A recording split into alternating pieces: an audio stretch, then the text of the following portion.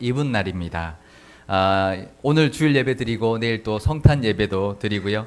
또 칸타타도 합니다. 또 다음 주일은 주일 저녁에 또 송구영신 예배도 드리면서 연말을 늘 하나님과 함께 하나님께 예배하면서 보내게 되어서 너무나 좋은 것 같습니다. 내년에는 더 많은 은혜가 있으시기를 축복합니다. 네, 옆 사람과 다시 인사하시겠습니다. 메리 크리스마스. 메리 크리스마스. 네, 예수님의 이름, 예수는 히브리 이름 여호수아의 헬라식 이름입니다.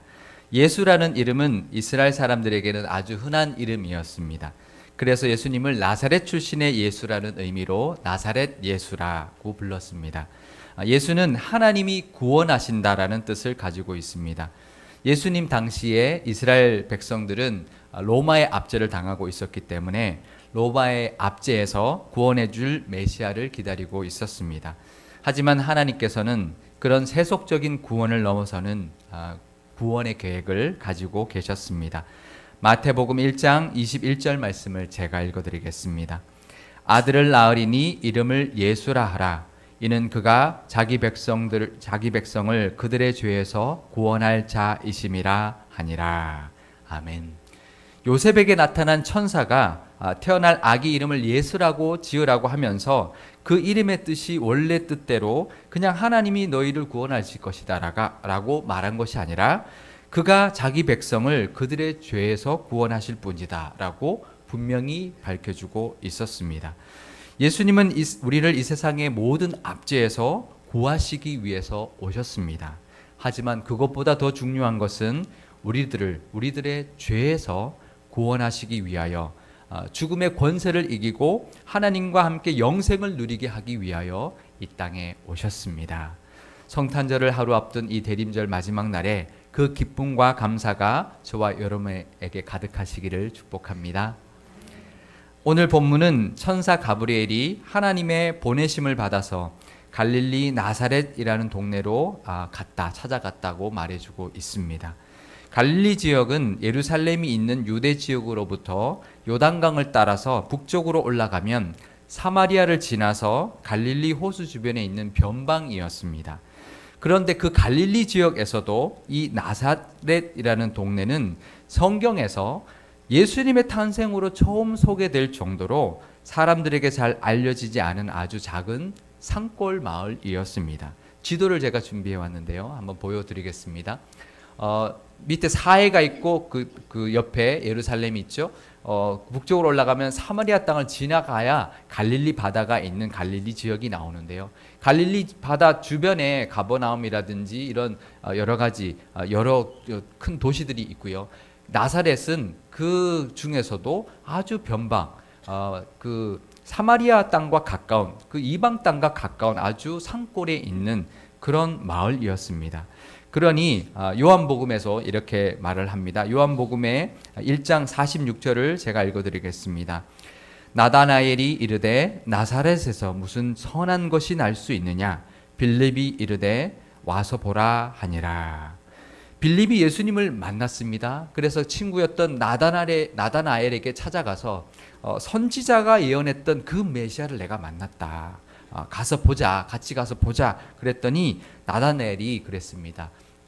나사렛에서 무슨 선한 것이 날 수 있느냐라고 말할 정도로 이 나사렛은 갈릴리 지역 중에서도 가장 변두리에 위치했던 보잘것없는 산골 마을이었습니다. 변방 중에 변방이었고요. 시골 중에 시골이 바로 나사렛이었습니다. 그곳에 사는 한 여인이 있었는데요. 그녀의 이름은 마리아였습니다. 이 마리아라는 이름도요. 미리암이라는 히브리식 이름의 헬라식 이름이었습니다. 그리고 이 마리아라는 이름도 이스라엘에서는 아주 흔한 이름이었습니다. 우리가 신약 성경을 보면 마리아라는 이름을 가진 여인들이 많이 나옵니다. 5명 정도 등장하는데요. 성경에도 그렇게 많이 나올 정도로 아주 흔한 이름이었습니다. 그 마리아에게 가브리엘 천사가 나타났습니다.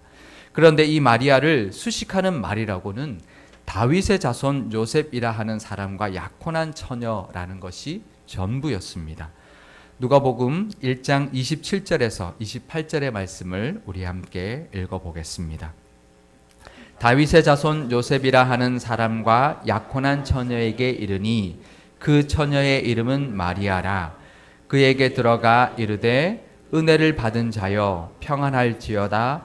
주께서 너와 함께 하시도다 하니. 아무것도 내세울 것 하나 없는 곳 출신이고 아무것도 내세울 것 하나 없는 한 여인, 이 마리아가 이 아기 예수님을 잉태하게 된 것은 무엇 때문이었을까요? 그것은 바로 전적인 하나님의 은혜 때문이었다고 기록해주고 있습니다. 이것은 세례 요한의 잉태를 가브리엘 천사가 알려주었을 때에 마리아의 친족이었던 엘리사벳을 설명하는 말씀과 비교해보면 너무나 잘 알 수 있습니다. 누가복음 1장 5절에서 6절 말씀을 제가 읽어드리겠습니다. 유대왕 헤롯 때에 아비야 반열에 제사장 한 사람이 있었으니 이름은 사가랴요.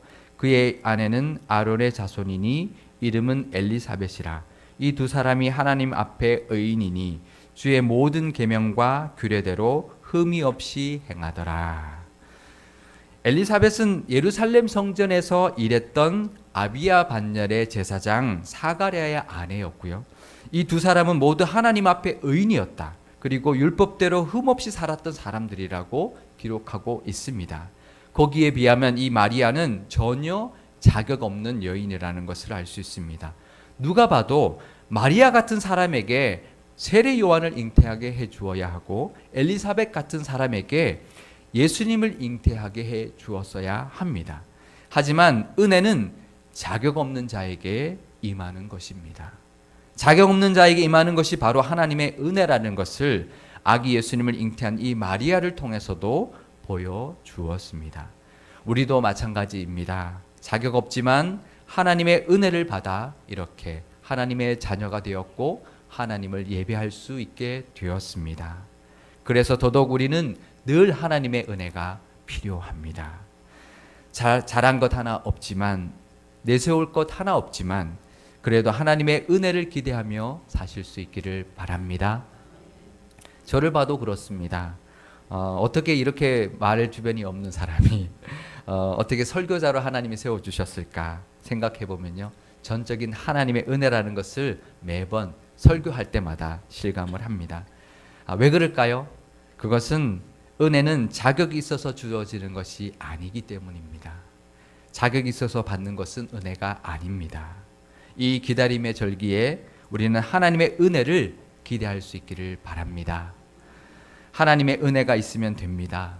내 능력, 내 배경, 내 모든 그 무엇보다 하나님의 은혜가 더 크고 위대하기 때문입니다. 이 연말연시에 하나님의 은혜가 가득하시기를 축복합니다. 가브리엘 천사가 마리아에게 아들을 낳을 것이라는 것을 전해주자 마리아는 자기가 남자를 아직 알지 못하는데 어떻게 그게 가능합니까? 라고 물었습니다. 그러자 가브리엘 천사가 35절에 성령이 내게 임하시고 하나님의 능력이 너를 덮으면 가능하다고 말해 주었습니다. 누가복음 1장 35절 말씀을 우리 함께 읽어보겠습니다. 천사가 대답하여 이르되 성령이 내게 임하시고 지극히 높으신 이의 능력이 너를 덮으시리니 이러므로 나실 바 거룩한 이는 하나님의 아들이라 일컬어지리라. 아멘. 그러자 마리아는 38절에 주의 여정이오니 말씀대로 내게 이루어지기를 원합니다 라고 순종하는 고백을 드렸습니다. 누가복음 1장 38절 말씀은 제가 읽어드리겠습니다. 마리아가 이르되 주의 여정이오니 말씀대로 내게 이루어지이다 하매 천사가 떠나가니라. 마리아가 대단한 것은요, 하나님의 능력으로 처녀가 잉태한다는 것이 가능하다는 것을 믿었습니다. 마리아의 이 믿음의 모습은 세례 요한의 잉태 소식을 전해들은 사가랴가 내가 늙고 아내도 이미 나이가 많은데 어떻게 그 잉태가 가능합니까? 라고 의심을 해서 요한이 태어날 때까지 그 사가랴가 말을 못하게 된 것과 비교해보면 잘 알 수 있습니다. 사가랴는 제사장이었습니다. 자신들의 믿음의 조상이었던 아브라함이 100세에 하나님의 은혜로 이삭을 낳게 하신 것을 너무나 잘 알았던 사람이었습니다. 하지만 자신에게 그 일이 일어날 것이라는 것을 믿지 못했습니다. 하지만 마리아는 달랐습니다. 성경 그 어디에도 처녀가 잉태한 적은 없었지만 가브리엘의 그 천사의 말을 믿었던 것입니다. 하지만 그것보다 더 대단한 것은 마리아의 순종이었습니다. 아직 약혼만 했지 남자를 알지 못하는 처녀가 임신을 했다는 것은 율법으로 죽임을 당할 수 있는 상황이었습니다. 그것까지도 감수하는 순종이 마리아로 하여금 하나님의 능력을 덧입게 하였고 하나님의 아들을 낳는 예수님의 어머니가 될 수 있게 하였습니다. 이번 성탄절 큐티를 묵상하면서 제가 새롭게 깨달은 것이 하나 있는데요. 마리아가 이렇게 천사의 말을 순종하고 난 뒤에 요셉이 마리아의 임신한 것을 알게 되었습니다. 그러면 마리아가 어떻게 했어야 될까요?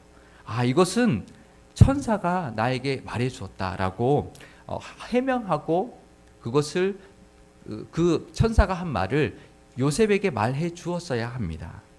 마태복음 1장 18절에서 19절 말씀을 함께 읽어보겠습니다. 예수 그리스도의 나심은 이러하니라. 그의 어머니 마리아가 요셉과 약혼하고 동거하기 전에 성령으로 잉태된 것이 나타났더니 그의 남편 요셉은 의로운 사람이라 그를 드러내지 아니하고 가만히 끊고자 하여. 그 잉태한 것이 나타났을 때에 마리아는 그것을 전혀 요셉에게 해명하지 않았습니다. 정말 대단한 믿음과 순종의 모습입니다. 자기가 지금 파혼당할 수 있고요. 당연히 파혼당하겠죠. 율법으로 죽임당할 수도 있는 상황인데 얼마든지 자기가 남편이 될 사람, 자기가 살아가는 요셉에게는 천사가 와서 자기한테 한 말을 전해주면서 요셉을 설득할 수 있었을 것입니다. 하지만 마리아는 전혀 그런 노력을 하지 않았습니다. 그냥 모든 것을 하나님께 맡겼습니다. 어쩌면 죽으면 죽으리라는 심정으로 하나님의 능력만을 의지했을지도 모릅니다. 우리에게도 이해되지 않고 감당하기 힘든 일이 일어날 때가 있습니다. 그럴 때 하나님의 능력은 순종하는 자에게 나타난다는 것을 꼭 기억하실 수 있기를 바랍니다. 하나님이 원하시는 뜻을 먼저 깨달으시고 그 뜻에 순종하심으로 묵묵히 그 하나님의 뜻에 따라 사심으로 하나님의 능력을 기대하고 경험하시는 저와 여러분 되시기를 축복합니다. 그런 믿음과 순종의 사람에게 하나님은 반드시 하나님의 능력을 덮어 주실 것입니다. 그 믿음과 결단까지 나아가시는 이 대림절의 기간이 되시기를 바랍니다. 누가복음 1장 28절 말씀을 다시 한 번 더 읽어보도록 하겠습니다. 그에게 들어가 이르되 그 은혜를 입은 자여 평안할지어다. 주께서 너와 함께 하시도다 하니. 마리아에게 이루어졌던 것처럼 우리들에게도 이 기다림의 절기에 이루어지기를 기대해야 할 것이 또 하나 더 있습니다. 그것은 바로 하나님께서 우리와 함께 해 주신다는 것입니다. 이것은 바로 예수님의 또 다른 이름 임마누엘의 뜻입니다. 임마누엘이라는 그 이름의 뜻입니다. 마태복음 1장 23절 말씀을 제가 읽어드리겠습니다.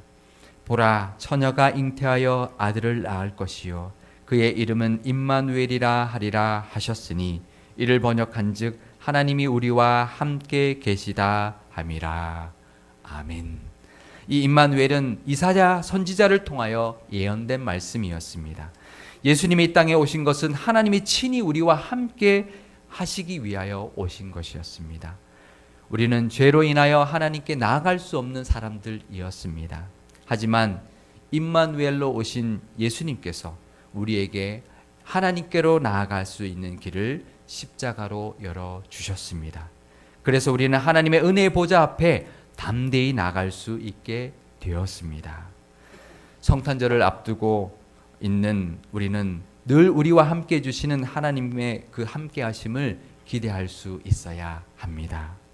하나님이 함께 하신다면 그곳이 어디든 우리도 갈 수 있습니다. 어떤 상황이든 우리는 견뎌낼 수 있습니다. 내가 힘들고 지칠 때 누군가 내 옆에 있어만 줘도 고맙고 힘이 됩니다. 그런데 천지를 만드신 하나님께서 항상 나와 함께 하신다고 말씀하고 있습니다.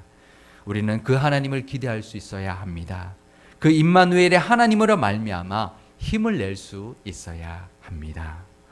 마태복음은 1장에서 예수님의 탄생으로 예수님의 이름이 임마누엘이다, 하나님이 우리와 함께 계신다는 것을 보여주는 사건이 바로 예수님의 성육신 사건이다라는 것을 보여주었습니다. 그리고 마태복음의 마지막 장 마지막 절에는 예수님께서 승천하시면서 세상 끝날까지 우리와 항상 함께 있을 것이라는 것을 약속해 주셨다는 것을 증거해 주고 있습니다. 마태복음 28장 20절 말씀을 제가 읽어 드리겠습니다. 내가 너희에게 분부한 모든 것을 가르쳐 지키게 하라. 볼지어다 내가 세상 끝날까지 너희와 항상 함께 있으리라 하시니라. 아멘. 이 기다림의 절기에 우리와 늘 함께 해주시는 그 하나님을 기대하시고 그 하나님과 동행하시는 행복한 성탄절이 되시기를 축복합니다. 그리고 예수님을 잉태한 것을 기뻐하며 찬양했던 마리아처럼 이 땅에 오신 아기 예수님만을 기뻐하며 찬양하는 성탄절이 되시기를 축복합니다. 마지막으로 누가복음 1장 46절에서 48절 말씀을 함께 읽어보겠습니다. 마리아가 이르되 내 영혼이 주를 찬양하며 내 마음이 하나님 내 주를 구주를 기뻐하였은즉 그 여종의 비천함을 돌보셨음이라. 보라 이제 후로는 만세의 날을 복이 있다 일컬으리로다. 아멘.